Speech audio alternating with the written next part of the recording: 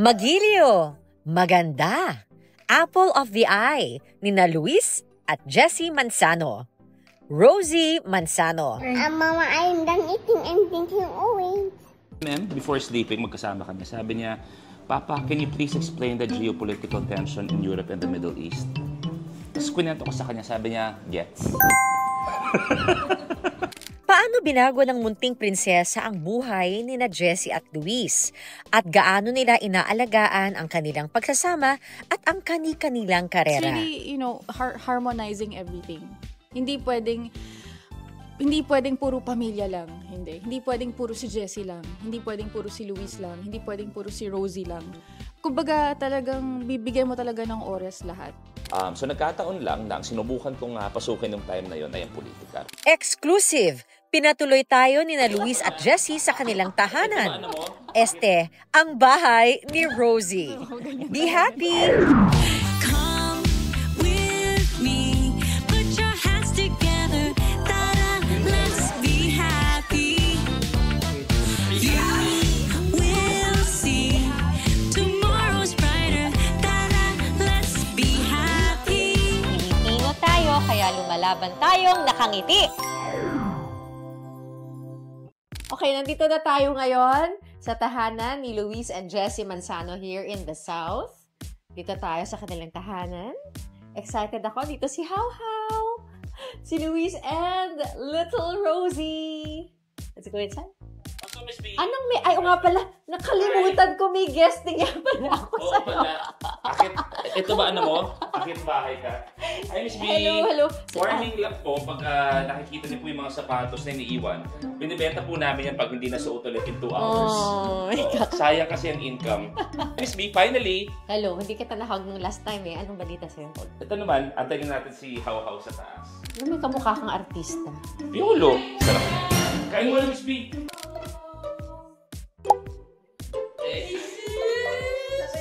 What's her story? You have a business story. What's her name? I said Tita B. You say hi to Tita B. You know what a bee is? It's a bee. It's the happy bee. You know Jollibee. Can I kiss mom? Can I say hello to mom? Okay lang? How about I say hello to you? Say hi. I say hello to the peanut. How are you? Nice. How are you? Nahihiya pa. Bahay talaga niya to eh. Nakikitira lang kami. Kasi, ayan, mga friends niya. Oh! Miss B, try mo to. Who is this? Oo nga, no? Sorry, huwag yung, kasi these are mine. I'm sorry. O yung ano. Ma-mermaid kasi si Peanut. Mermaid, Elsa, unicorn. Yan yung mga trip niyan. Describe yung naramdaman mo nung unang mong makita. Umiyak ako nung when things slow down. Kasi nagpapahinga si How How kasi CS siya. So there was one time na hawak-hawak ko si Peanut for the first time. Nahawak ko siya. Tapos, like what I said, sleeping. So everything slowed down for a bit. Tapos yung seeing her face, medyo naluha ako ng konti. Na parang siya na yun. Diba? Ang tagal naming pinagdasal, ang tagal naming inantay, ang tagal nagstay sa loob ng siya ni How How, and now hawak na namin siya. And more precious than anything in this world. General feeling as parents, fear, excitement, and ano? When it comes to? Having a beautiful daughter like It's a mix, a melting pot of emotions. But it always, kumbaga, it's a melting pot, but the final product will always be love. Na syempre nandiyan yung excitement, tama ba ginagawa ko, we're unsure what the future, like may pandemic, na we saw kung ano pwede mangyari sa livelihood in terms of the franchise, and it's still going on sa ABS. Every day is a question mark. You wanna color? Diba? So nandun pa rin yung uncertainty, your anxiety, pero yung excitement, yung love, everything. So I think ano yun, it's pretty much the everything na maisip mong emosyon, mararanasan mo pag may ganyan na. Paano ka binago ng pagiging Motherhood? magulang? Talagang gagawin mo talaga lahat para sa anak mo. Akala mo, pagka kinasal ka, kumpleto ka na. Pero mas magiging, hindi nga parang overflowing talaga yung love pag naging nanay ka. I mean, for me, personally. Nakipag-away ka na pag kay bulitin? Sa ibang tao? So far, hindi pa naman. May one time na sa airport kami tapos kinurot siya. Tapos talagang na-shock ako kasi hindi ko alam gagawin ko. But I guess na-appreciate talaga nila siya kasi ang cute niya. But I guess it's more of kapag ikaw ay isang parent, ikaw na mismo yung iiwas. Kumbaga, ikaw ang iiwas sa kanya doon sa situation na yun. So, kami, we rarely go out nang alam namin na mahihirapan kami. And let's not forget na yung reality when she was born, just because we decided to keep her private first, binugbog ng bashing yan. Oo. Sinasabi nila na there was something different about her lip, na About bakit her daw namin face. hindi pinapakita yung mukha, mga ganyan. So isipin niyo na as soon as... Oo. Bata pa lang, ganun na.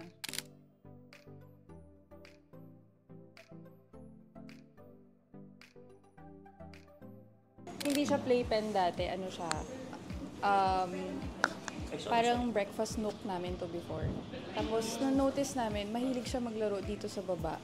So, nilagyan ko na lang din ng shelves, tapos tinanggal ko yung table para lang din meron siyang playpen dito. Bakit? Yun nga yung nakita ko nga, parang bahay nga ni Peanut. Bahay nga niya Bakit talaga ganun to. yung intention? Kasi, ang ano din, gusto ko din sana kapag may visitors, nakakapag-interact siya. Syempre, pag nakikita niya yung mga books niya, mas nagiging comfortable siya. Oo. Kaysa sa ibang environment na puro adult things or like puro table lang. Ito gusto ko nakaka-move siya. So, nagme-mingle siya with you. Para siyang matandang maliit ba pag ganon? O Medyo. para siyang mas Actually, bata? sa totoo lang, parang adult na yan magsalita eh. So, Ate Biritoy, May tanong ako. So, kunwari daw, di ba, sabi niyo para siyang matandang maliit. Pero kunwari daw, di ba, usually mga bata sumasabat sa conversation ng matanda. Talagang ini-involve niyo siya sa conversation. Kasama siya. Oo. Yung ganon. Hindi, meron siyang sabihin niya na gusto niya siya pinapansin. Pero we always remind her na, oh, Peanut, Baby Bessie. the adults are talking. Kasi minsan, kunwari mag-uusap tayo, mapapansin na yan. I'm sure you've heard those experiences. Na ganyan, uusap tayo, papansin, nakaharang yan. Pero sabihin mo lang na, oh, Peanut, the adults are talking, alam na yan. Gusto niyo ba ng isa pa? Oh, definitely. High five! Oo naman. Pero yun nga, palagi ko nga sinasabi sa kanya, antayin na lang natin yung right time. Kasi kumbaga ngayon, babalik pa lang ako sa trabaho. And pag tinatanong din namin siya, parang hindi pa siya ready. So, for another one. Kasama siya sa ano? Sa kasama- decision making. Oo. Oo. Dapat ba sinasama? For me, yes. For me ha. Kasi ako naman, ang take ko dyan, important din na naiintindihan din niya na meron na siyang mas nakakabatang kapatid. And as of now, syempre, below 3 pa lang siya. Hindi pa niya yun masyadong naiintindihan. Kasi nga, firstborn siya eh. And may mga friends ako na sinasabi, nahihirapan silang mag-adjust pag malapit sa isa't isa yung edad. Kasi nahati yung attention. And for me, mas gusto ko na naiintindihan na niya. Para din, kumbaga yung attention mo din kahit papano, na ipapasa mo ng mabuti dun sa pangalawa. Tapos siya naman, marunong na siyang maging independent din sa sarili niya.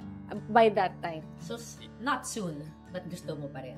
Kung ibigay naman ni Lord, okay lang din naman. Kung hindi pa, okay lang din. Before 2 years old, sinabi niya, thank you very much for giving me my milk and water. Oo, may ganun siya. Before 2, di ba? Amen? Before 2, sabi niya kay Oo. midwife namin. Sabi niya, thank you very much for giving me my milk and water. Seryoso to? Oo. Bakit siya natuto ng ganyan? May radyo siya eh. Meron siyang, yung parang alam niyo pag medyo may edad, di ba palagi may dalang AM na radyo habang nagsisiga pag umaga o nagluluto ng mga alas 5. Oo. Siya, meron siyang maliit na radio and whatever she's doing, constantly playing na the prince and the princess, mga ganyan-ganyan. And super sa amin, super Sige, helpful napatingin na yung... siya. Alam niya yung... Super helpful yung mga books, Oo. yung mga audio books din. Mahilig siya makinig. And yung actual books talaga na hard copy, sobrang gustong-gusto niya. So, dito, ayan, yung meron siyang mga books dito. Tapos ganito yung mga binibili namin sa kanya, medyo advanced, 3 and up na books. Tapos well-being book or how to identify emotions. So before 2 years old, nakaka-identify, ano na siya, ano bang tawag doon? Aware? Sa mga emotion. Emotionally aware. aware siya sa feelings ng ibang tao, sa surroundings niya, marunong siya mag-observe and makiramdam. Parang meron siyang malasakit. Oo. And before sleeping, magkasama kami. Sabi niya, Papa, can you please explain the geopolitical tension in Europe and the Middle East? Tapos kwento ko sa kanya, sabi niya, gets. Meron siyang corner na para sa kanya and at least mas madali for her routine. Pag nasa room siya, alam niya na it's not playtime. Kumbaga, her room is for resting, magpapahinga siya, matutulog siya. So, mas alam niya na pag nasa play area siya, dun siya magpe-play. Tapos kapag nasa room na siya, magre-rest na siya. So, it's better for her also. Kaya parang she's a bit mature for her age. They're actually super mature for Hindi her din age. siya, hindi din siya malikot na bata. Wala. Very observant Everyone was siya. telling us na antayin niyo pag nag-2. Wala kaming naranasan yung... And she knows na siya yung pinag-uusapan natin. Of course, she has her moments. Alam naman natin yan. Bata eh. Oo, may sungit. Oo. Pero yung sabihin mong tantrum talaga na hindi na namin makontrol or yung terrible 2, wala akong maalala na kahit isang instance na ganun. Ngayon, nag-artista ka ulit. Paano yun?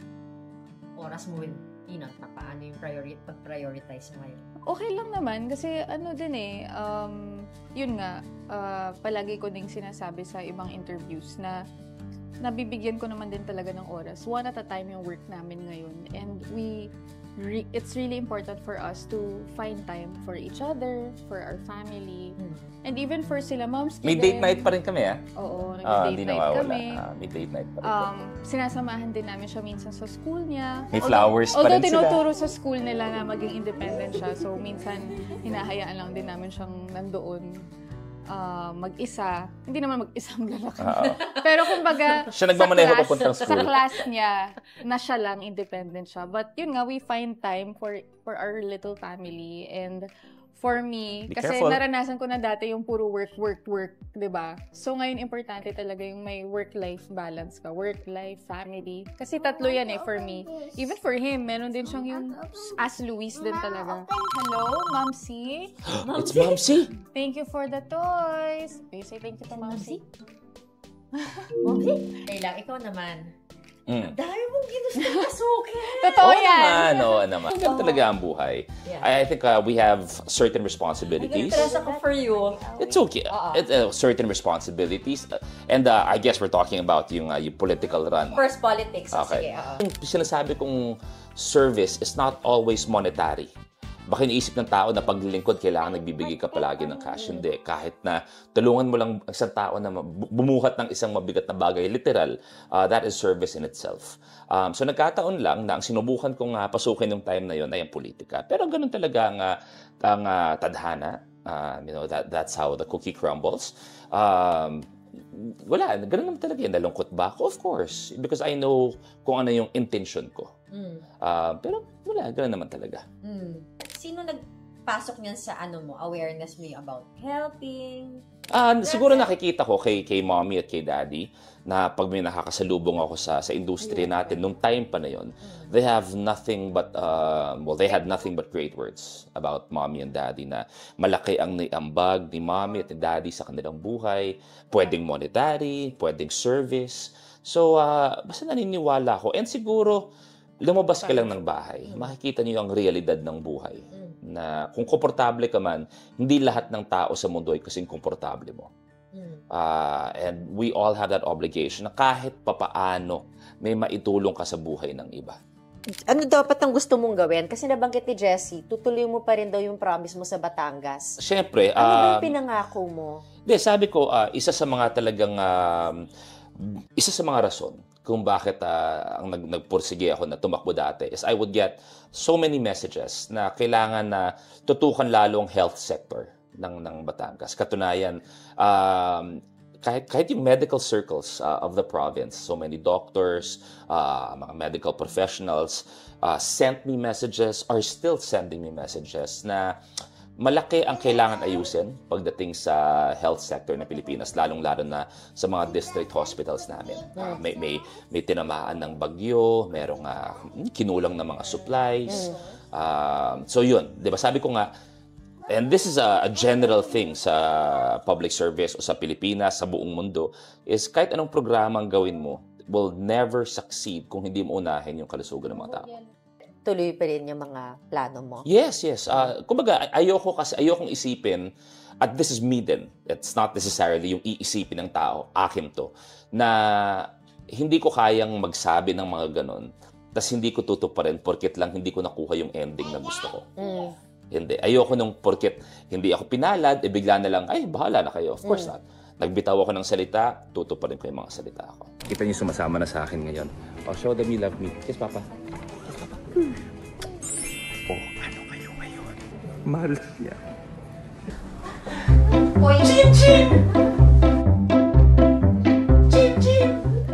Nagbago ba yung perspective mo now that you have a daughter? I understand na, I've always understood. Sabi ko kahit papaano, yun yung isang aspect siguro na natutunan ko being in a game show. Para sa akin kasi... Sige. Educate me. Ano ang connection ng game show dito sa... Kasi, ang sa akin is, unlike, for other artists, the teleserye kayo, you act, finished product, tapos yung pwede sa TV screen or sa movie screen. Ang game show ko kasi is I get to talk to people. Naalala ko, there was one time sa Deal or No Deal, ang kausap ko noon, mag-asawa, nung time na yun, they were about mid-70s. Pero sa edad nila, nagtitik-tik pa ng bato para lang magtrabaho, para lang may makain. At their age, sa trabaho sa quarry or something. So para sa akin, doon pa lang, na-realize ko na there is a bigger picture sa buhay. Na yung mga nakakausap ko na sa game show na talagang kahit santo ka lang. So you realize that there's a future I want to create for my family. And hopefully that future na ginagawa ko for the family, makagawa din ako ng magandang future, for other people. Not necessarily in the Batanggenyos, but for people around me, for the people I can change, the people I can help, na yun na-expose ako sa game shows. Ito as a family, tatanungin kita, Luis, si Mama and Papa mo are separated. Yes. How did that change you as a person, make you a better one, or how did that influence you? Paano ka na-mold nung this situation? Ako, they separated as husband and wife, but they never separated as parents. Never sila nagkulang pagka kunwari may kailangan akong puntahan sa school, small things, graduation, intramurals, never sila nawala. They've always been in good terms. Of course, I'm sure they had a few conflicts here and there, but in general, the bigger picture, okay sila. And I think it shows how valuable simple communication can be. Hayaan mo lang siyang Hayaan mo lang siyang mag-warm up. Oh no, Corny's walking! Corny's walking! Ganyan talaga siya. Corny will bite Corny. Si Luis talaga ang niya. Yan na, look! You're showing? Corny's walking! Corny's walking to Finland! Corny? Ganyan siya, tumatakbo siya kung kani-kanino pagka iniloloko. Oo, kinikilig siya. Tapos favorite niya unicorns. Hindi na siya nung mga sa buhay mo. Will always be my strength. Even if she's 11 years younger than you, yung bata-bata pa siya, strength na agad. Nothing to do with the numbers, it's more of the heart. Sa lahat ng napagdaanan ko, she was my strength. Sa kanya ako humugot ng lakas. Nung ubos na ako, physically, mentally, emotionally tired. Siya yung nagpo-push sa akin na, na I'm always here. You always have your family. So, siya talaga yun. Kung hindi, matagal na akong bumigay kundi dahil sa kanya. No? Alam mo na talaga na, okay, kaya tayo binigyan ng mga problema dati. Yeah. Kasi, kumbaga... I think yung sinasabi nila na if God is about to give you the biggest blessing, He will find a way to take away a few things in your life that would be detrimental. Sa inyo. Happy ka ba? Para wag ka mabitin, please like and subscribe to our channel para makagawa pa tayo ng mga inspiring at nakakahaping mga content. And don't forget to click on that alert button. Now na, maraming salamat! Be happy! Ano nila sa inyo? People. So yun, even the other circles around our lives, kumbaga ginawa ng paraan ni Lord na, to pave the way, for the blessing. And very, very thankful. Despite yung napagdaanan ko noon, now I realize bakit ko napagdaanan noon, because I was getting ready for this little one. Kasi sobrang laki ng blessing niya sa Yeah. Totoo pala talaga yun. Ano naman siya sa'yo ngayon? Support din talaga kasi napag-usapan namin after ng elections, after ng campaign, babalik ako sa trabaho. So, siya naman talagang 100% support siya. Tapos, basta sinasabi niya sa akin, basta masaya ka. Yun lang yung importante. Sabi niya, kung may gagawin kang isang bagay, dapat isigurado mo na masaya ka. Hindi yung malungkot ka or napipilitan ka. So, ano naman talaga, siya talaga, more of support siya and pag-aalaga siya sa akin. Talaga. Oo. Talagang magaling mag-alaga to. Okay lang daw sa'yo mag-kissing scene si Jessie. Oo! Hindi lang. So, bakit ganda ng asawa mo? I grew up with that environment kasi, na showbiz environment. So, ang kinalakihan ko, my mom portraying roles, diba? I mean, to be honest, syempre may kissing scene, may bed scene, may passionate scene. So, I understood the demands ng trabaho. So, sinabi ko, pag tinanong niya before, sabi niya kung may kissing scene, sabi ko, if it's really needed, then by all means. Ano yung payo nyo naman sa amin at bilang mag-asawa na natututo din whenever there are disagreements? Ano talaga, I think it's more of like valuing, you have to value kung ano yung opinion ng partner mo. Kasi, may iba kasi, one-sided lang yung decision. Like, no, I've decided to do this. Tapos, di napapakinggan yung decision ng partner. Kunwari, yung decision niyang tumakbo, talagang importante yun na malaman niya kung ano yung feelings ko about it. Tapos, ako naman, yung pagbabalik ko sa showbiz, importante din na malaman ko kung anong mararamdaman niya. Kasi, syempre, mas gusto din naman namin na tutok din ako kay Rosie, sa anak namin, sa pamilya namin. And importante din sa amin na to lean on each other. Kasi syempre pag may mga moments of weakness talaga, like kunwari yung panahon na hindi kami pinalad sa election, talagang nandun yung he really had to lean on me. And I had to double my strength for him. And ako naman, pag may mga times na pagod na ako sa trabaho, masala na yung taping, kasi hindi lang yan yung oras mo yung ibibigay mo, pati emotions mo, isip mo, lahat talaga. Nandun din siya to understand kapag wala akong energy or kapag tahimik lang ako. Or just a bad day na mali yung gising. It happens. Na puyat ako or pagod. So, talagang important na yun. Number one, you have to value each other's opinions. Number two, more of like, being each other's strength talaga. Actually, isang ginagawa din namin is, di ba sinasabi nga nila, dalawa lang yan eh. Pag may problema kayo, pag nag-away kayo, it's either one, tulugan nyo muna, usap kayo bukas, o hindi kaya, wag na muna kayo matulog, ang tawag doon, ayusin nyo muna. So hanggang sa napag-usapan na namin is, hanggat may problema, wag na muna matulog. Kaya nga 3 months na kami walang tulog. Hindi, wala naman. Hindi, ganun kasi siya before. Siya kasi, ako, ang style ko dati is tulog muna. Ang ugali niya before, gusto ko munang magpalamig, saka nating pag-usapan pag okay na tayo. Although, ano naman yun, I also see the wisdom behind it. And his point. Kumbaga, okay, I understand his point. But, for me naman, gusto ko, pag-usapan na natin, para bago tayo matulog, okay na tayo. Pag gising natin kinabukasan, hindi mabigat. With utmost sincerity, with utmost humility, she's the glue that keeps the house together talaga. And it's not simply na sumusunod lang ako sa kanya. Hindi. Pero mas kumbaga, it's more of, kasi humahanga ako sa kanyang pananaw, humahanga ako sa kanyang pagmamahal, sa amin lahat. So, ako, whatever she says, not because of fear, in short, mas matapang ako. Not because of fear, but it's more of naniniwala ako na she is keeping the household together. Also respect each other's boundaries. Like, kunwari, siya, he needs to spend time with his friends also. I let him be. Ako naman, if I need to, have my pamper day or spend time with my friends also, he lets me be. So, may ganun kami. Kumbaga, it's really, harmonizing everything. Hindi pwedeng puro pamilya lang. Hindi pwedeng puro si Jessie lang. Hindi pwedeng puro si Luis lang. Hindi pwedeng puro si Rosie lang. Kumbaga, talagang bibigyan mo talaga ng oras lahat. And Siguro 4 paths kami ngayon.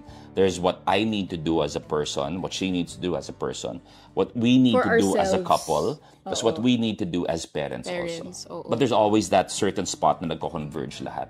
Pero we always have those paths para sa amin. Toret, one word to describe your statement.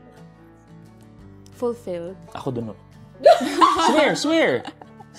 Nabasa yung Swear, isa't totoo. isa. I swear sa lahat ng meron ako sa buhay. I was gonna say fulfilled. Fulfilled talaga. Swear. Ano yung namin, nandun na kami sa point na kapag ka may bagay na mawala sa amin, okay lang, kaya na natin yan.